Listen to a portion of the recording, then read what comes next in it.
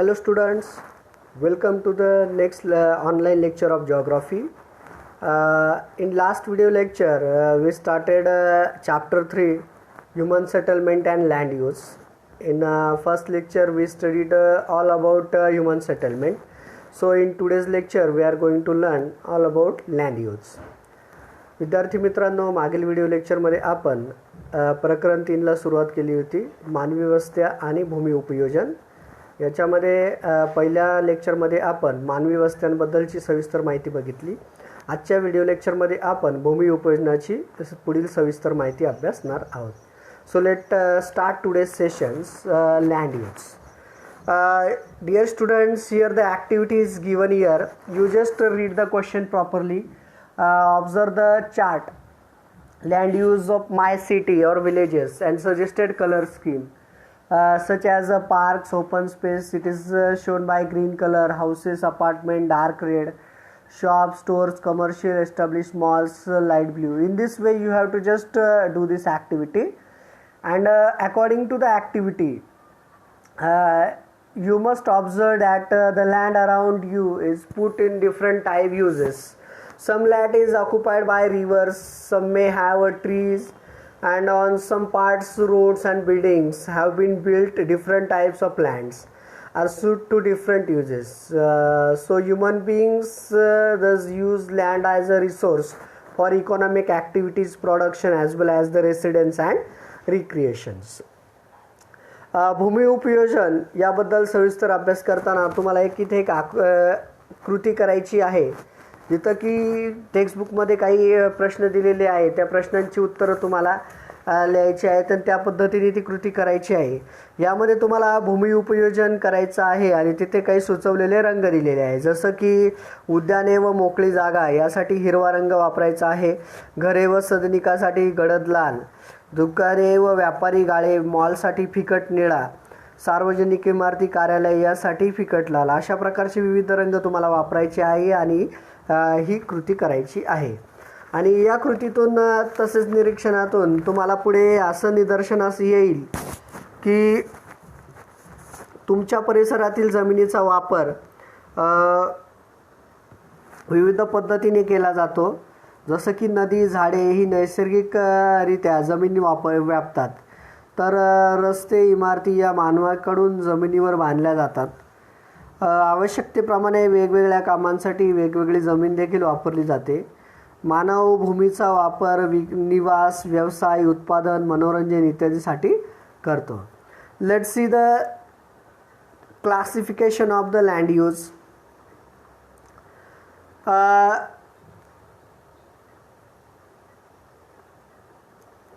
You know that the land use in rural areas is different from in the urban areas.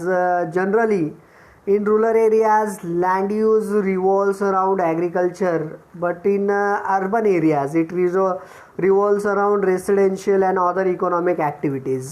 The classification of the land use in rural areas is done according to the land record department, like the first one, forest, non-agricultural uses, barren and wastelands, area under permanent pastures and grazing lands, then area under miscellaneous tree crop and grove, then cultural wasteland, then current follows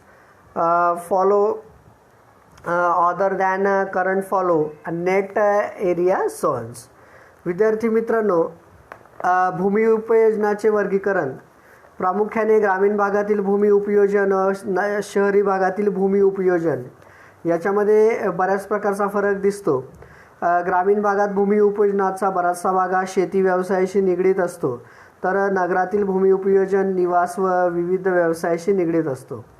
भूमी अभिलेख कार्यालयानुसार विविध प्रकार केलेले असतात, जसं की one, बिगर शेती, ओसाड, नापीक, कायमस्वरूपी गायरान व चराव जमीन, तसेच किरकोळ वृक्ष पिके व वनराई जमीन, पिकाऊ अनुत्पादित जमीन, चालू पडजमीन, चालू जमिनीशिवायची पडजमीन आणि निव्वळ लागवडीखालील क्षेत्र. So let's see the first one. Forest, the land under forest. पहिलं आहे ते म्हणजे वने. वने म्हणजे काय, वनांखालील जमीन.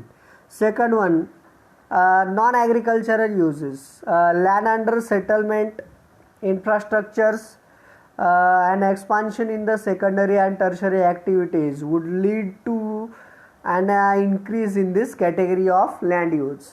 दुसरं महत्त्वाचं आहे ते म्हणजे बिगर शेती. बिगर शेती म्हणजे वस्ती, जिथं की ग्रामीण नागरिक पायाभूत सोयी असतात, उद्योग, दुकाने इत्यादींचा समावेश या वर्गामध्ये होतो.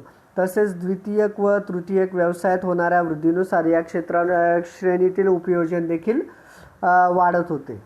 Third one barren and wastelands, the land which may be classified as a wasteland such as barren hilly terrain, desert land, ravine normally cannot be brought under cultivation with the available technology. तिसरं महत्त्वाचं भूमी उपयोजन आहे ते म्हणजे ओसाड किंवा नापीक व अनुत्पादक भूमी.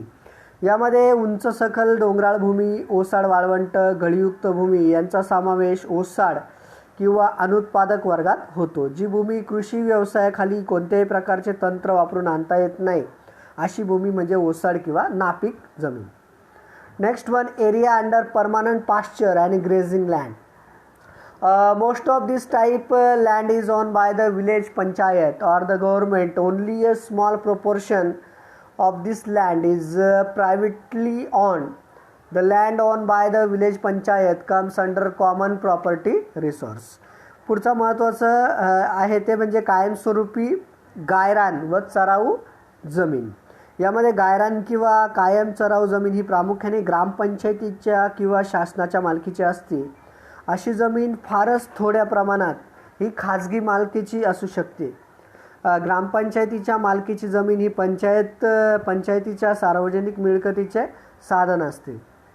Next one area under miscellaneous tree crop and grows not included in net zone areas. पुढचा आहे किरकोळ वृक्ष, पिके व वनराई जमीन निव्वळ लागवडीखालील नसलेली.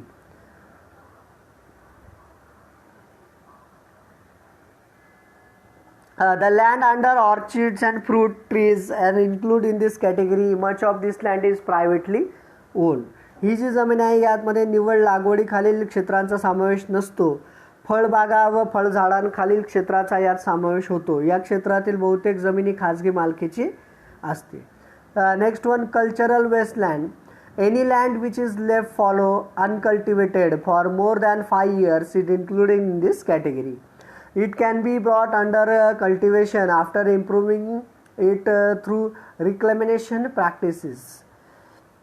5 वर्षापेक्षा अधिक काळ पडीक असलेली कोणतीही जमीन लागवडीखालील न आलेली या प्रकारात मोडते. ही जमीन कोणत्याही प्रकारात वेळेस भर घालून किंवा त्याची गुणवत्ता वाढून लागवडीखालील आणता येते.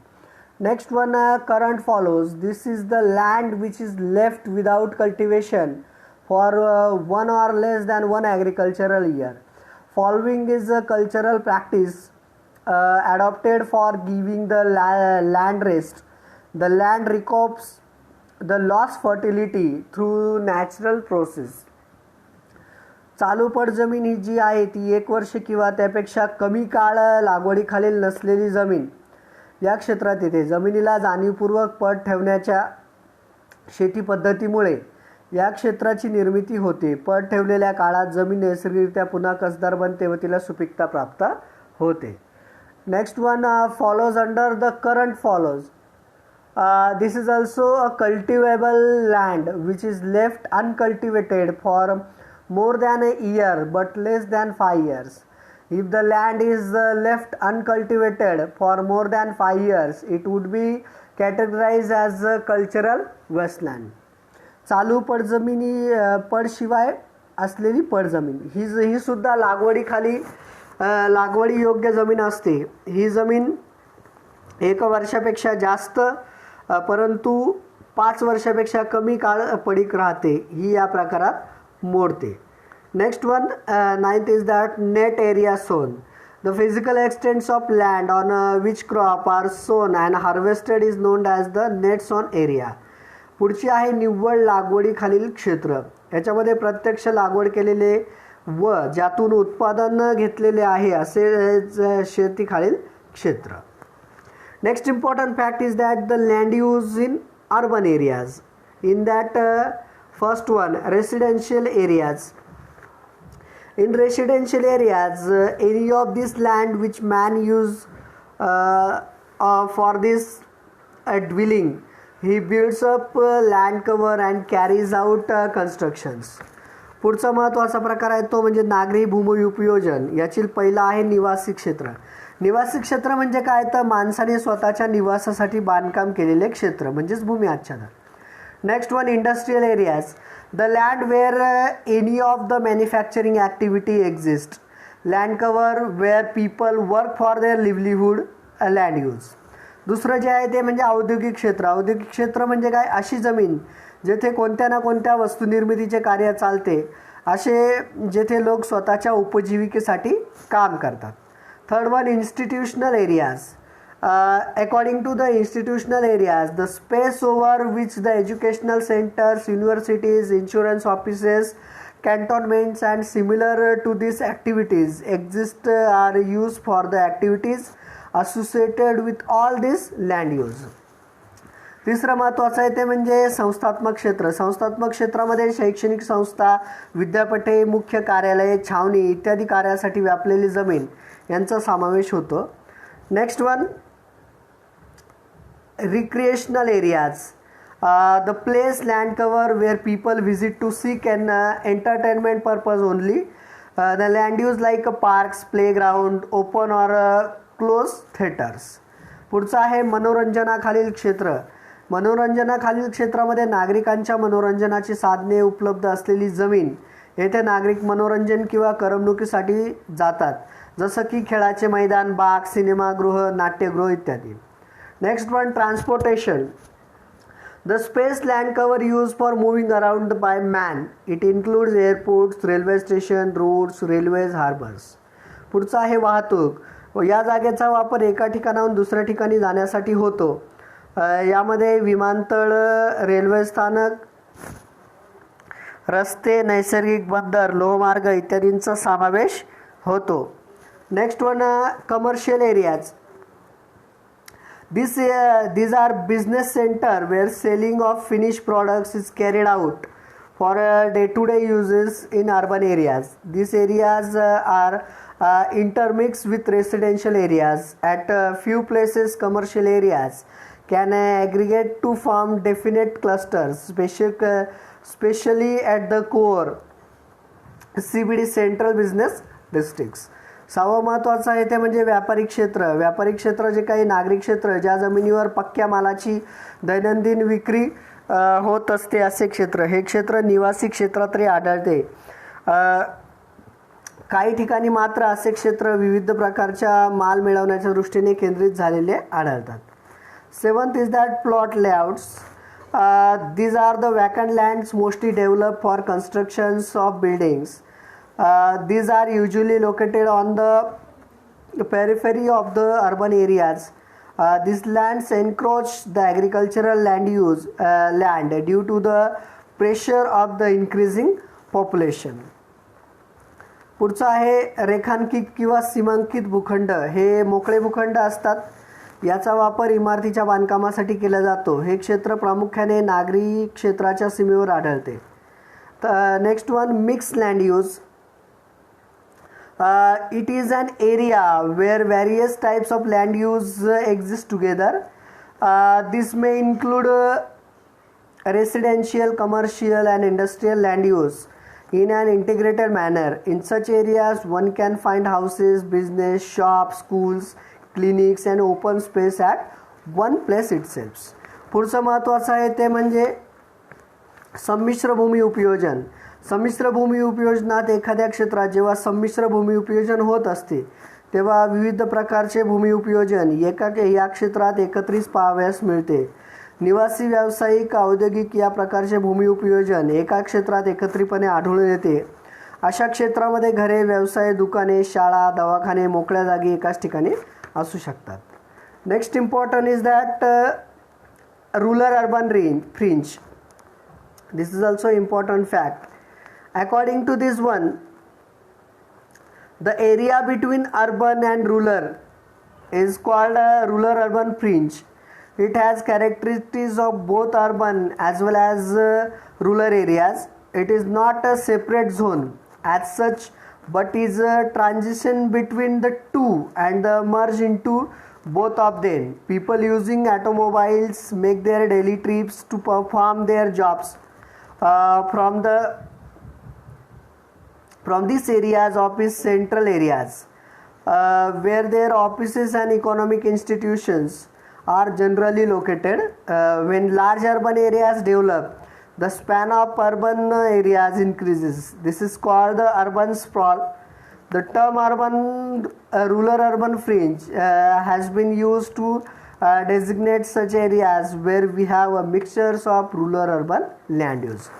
पुढचं महत्त्वाचं आहे तो म्हणजे ग्रामीण नागरी झालर क्षेत्र. ग्रामीण नागरी झालर क्षेत्रामध्ये प्रामुख्याने ग्रामीण व नागरी क्षेत्रामधील भूमीस ग्रामीण नागरी झालर क्षेत्र असे म्हणतात. या क्षेत्रात ग्रामीण आणि नागरी अशी दोन्ही वैशिष्ट्ये आढळतात. हे क्षेत्र वेगळे नसून या दोघांमधील संक्रमण क्षेत्र असते. या क्षेत्राची सरमिसळ दोन्ही बाजूंनी झालेली असते. ग्रामीण नागरी झालर क्षेत्रातून अनेक नागरिक शहराच्या मध्यवर्ती भागाकडे त्यांच्या कार्यालयात किंवा आर्थिक संस्थांकडे कामासाठी येतात. यासाठी ते वाहनाने प्रवास करतात. ज्यावेळेस नागरी भागाच्या विकासाबरोबरच विस्तारही वाढतो त्यावेळेस त्याला नागरी प्रसरण असे म्हणतात. नागरी ग्रामीण झालर क्षेत्रात ग्रामीण आणि नागरी दोन्ही प्रकारचे भूमी उपयोजन हे आढळते. The rural urban fringe has a complex structures. The city and surrounding areas consist essentially of two types of administrative areas, the municipal council and gram panchayat. The smaller municipal towns close to the main city tend to lose their identity and are in reality a part of geological city. The quality of services in these towns is comparable to those of the main cities. झालर क्षेत्राची रचना यामुळे गुंतागुंतीची असते. या भागात दोन प्रकारचे प्रशासकीय सेवा आढळतात, उदाहरणार्थ ग्रामपंचायत आणि नगरपालिका. झालर क्षेत्राजवळील नागरी क्षेत्र स्वतःची ओळख घालून बसते. प्रत्यक्षात ही नगरे मोठ्या शहरात विलीन होऊन जातात व ते मोठ्या शहराच्या भौगोलिक प्रदेशाचे भाग बनतात. The towns away from the main city maintain their distance identity and have distinct a set of problems relating to urban amenities and transportation. The quality of these services are generally inferior. The area in the rural areas also exhibits a certain level of diversity. Agricultural land may have been converted to residential or industrial areas, or the whole area may be entirely rural. The only link with the city being the daily commuters. Beyond the urban fringe lies the rural fringe, consisting of the villages only partly affected by urbanizations. मोठ्या शहरापासून दूर असलेली नगरे मात्र स्वतःची ओळख सांभाळून राहतात. या नगरांचे प्रश्न वेगवेगळ्या स्वरूपाचे असू शकतात. हे प्रश्न प्रामुख्याने सोयी सुविधा व वाहतुकीचे असतात. या सोयी या भागात कमी दर्जाच्या असतात असे आढळते. झालर क्षेत्रातील ग्रामीण भागातही काही प्रमाणात विविधता आढळते. शेतीसाठी वापरत असलेली जमीन निवासी क्षेत्रात किंवा औद्योगिक क्षेत्रात परावर्तित होते. काही वेळेस पूर्णतः ग्रामीण भाग तसाच राहून तो भाग शहराशी किंवा नागरिकांच्या राहण्यासाठी व शहराच्या रोजच्या प्रवासासाठी वापरला जातो. नागरी झालर क्षेत्राच्या पुढे ग्रामीण झालर क्षेत्र असते. या भागातील ग्रामीण भाग काही प्रमाणात नागरीकरणामुळे संक्रमित झालेला आढळतो. Next important fact is that the suburbs. Suburb means what? The area which accumulated by the outside the metro city. There may occasionally be a small towns or a number of well-established towns or small cities. These are often called the suburbs. For example, Bhandup, Kalyan, Virar, etc. are considered to be the suburb of the main city of Mumbai. They are all cities in themselves but develop as a result of the growth in Mumbai. Hence, they are the suburbs of Mumbai. Similarly, Wakad, Hinjwadi are the suburbs of Pune. दुसरा महत्त्वाचा point आहे तो म्हणजे उपनगरे. उपनगरे म्हणजे काय तर महानगराच्या सीमांवर लहान आकाराची नगरे, लहान शहरे किंवा मोठी नगरे असतात. अशा नागरिक क्षेत्रास उपनगरे म्हणतात. उदाहरणार्थ भांडूप, कल्याण, विरार इत्यादी मुंबई शहराची उपनगरी मानली जातात. ही सर्व लहान मोठी नगरे मुंबई शहराच्या विकासाच्या परिणामाने वाढलेली आहेत. याचप्रमाणे वाकड, हिंजवडी ही पुण्याची उपनगरे आहेत. You have to just complete these activities. Observe the map. Ichalkaranji, 2 maps, 2007 and 2017, and answer the questions which is given here. According to that, if you study it, both maps shows the land use, land cover from two different periods, 2007 and 2017. For the city of Ichalkaranji in Kolhapur district, the map shows the main city and the surrounding regions. Various colors shown type of the land uses and land covers. When we see the maps carefully, we find that the areas under wasteland scrubs has transformed into industrial areas. Also, few parts in the cities which show built up has increased from sparse to dense. In some parts in rural areas, area under mining has increased. Some quarries have come up. Some areas under recreation have also reduced, and denser urban growth is seen in this area. It is also found that areas along the roadways in the fringe of the city have unvanished during this period. इथे तुम्हाला एक map दिलेला आहे इचलकरंजी शहराचा, जो भूमी उपयोजन आणि भूमी आच्छादन कोल्हापूर जिल्हा 2007 आणि 2017 या यांचा दिलेला आहे. याचा तुम्हाला सविस्तर अभ्यास करायचा आहे आणि दिलेल्या प्रश्नांची उत्तरं तुम्हाला नोटबुकमध्ये लिहायची आहेत. कोल्हापूर जिल्ह्यातील इचलकरंजी शहराचा दोन्ही यांचा अभ्यास केल्यानंतर असं लक्षात येईल की आच्छादनाखालील जमिनीचे क्षेत्र कमी झाले आहे व त्या जागी आता औद्योगिक क्षेत्र आले आहे. त्याचप्रमाणे विरळ वस्ती बांधकामाखालील क्षेत्राचे रूपांतर दाट वस्ती बांधकाम क्षेत्राखालील झाले आहे. ग्रामीण भागात काही ठिकाणी खाणकाम क्षेत्राचा विकास झालेला आढळतो. प्रदेशातील करमणुकीची व विरंगुळ्याची ठिकाणेही कमी झाल्याचे लक्षात येते. या ठिकाणी ही दाट शहरीकरण देखील पाहावयास मिळते. असे लक्षात येते की या 10 वर्षाच्या काळात वाहतूक मार्गाच्या दोन्ही बाजूस शहरीकरण वेगाने झाल्याचे आढळते. So in this way, in this lecture we completed land use, and in lectures first and lecture second we completed human settlement and land use. And in next video lecture we will see the next chapter. Thank you.